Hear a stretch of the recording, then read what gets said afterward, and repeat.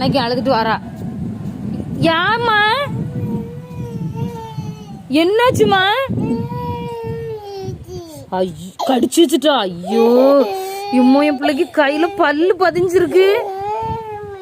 PV கடிச்சாலாமா? எங்க குந்தாணி எங்க கிடக்கா நீ? செத்த நீ அன்னைக்குள்ள அதே இடத்துல வந்து தானே ஒளிஞ்சிருக்கா. செத்தவர் என்ன பண்றனா நீ? நீ தங்கச்சிய கடிச்சியா? கடிச்சியா இல்லையா?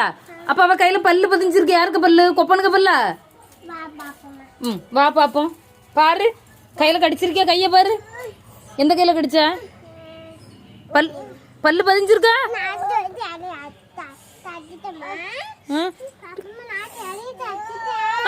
கடிச்சுக்கிட்டு ஐஸ் கடிச்சுக்கிட்டு ஐஸா வைக்கா நீ?